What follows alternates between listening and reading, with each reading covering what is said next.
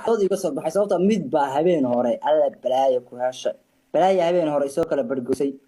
oo idilaacisay niyada kare wala xishooday xishoodka wali igu haray samsam raaniyaa ku caynaysay war naagtaas indhaha bulaca leh anu wax kama sheegay qof nabigii war waa naag Germany deganoo qaab ilaahayba qaab uma sameynba ma fahanto waa iska iPhone adee jaban iPhone 5 oo jaban waa ma fahanto way ka taalaan miseersan tahay ba dadka commentiga markay soo qorayeen ba arkaysaa lalaha ka hadlaysay waxaas qaniisintii caayisay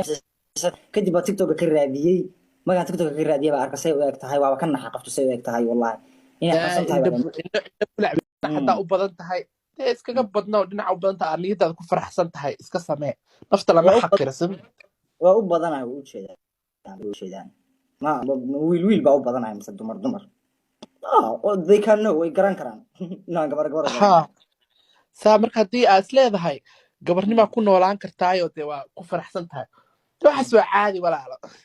anaa dhakhtarada lambarkooda ku siinaya dhacdhac sanadka dambe adoo London bay joogaan waa u tagaya waxaan leeyahay maxay heeday wax dhagaxa la soo jaro waa soo jaraya bahalka dhan walaalkaa Soomaali u baahanna si walaalo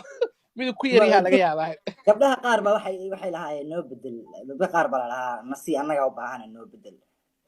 u bedel liiska soo qoran yaga gabadha lama bedeli karo wiilka waa la bedeli karaa wiilka waa loo bedeli karaa bahalka laakiin gabadha see loo bedeli meeshuu bedelo shaaya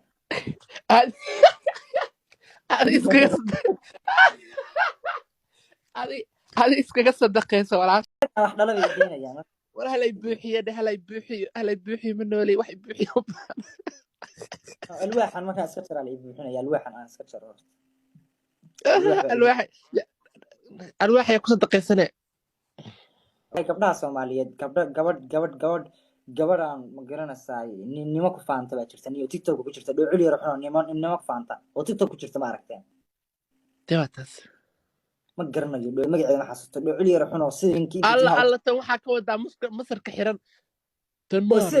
ma saas oo dhacda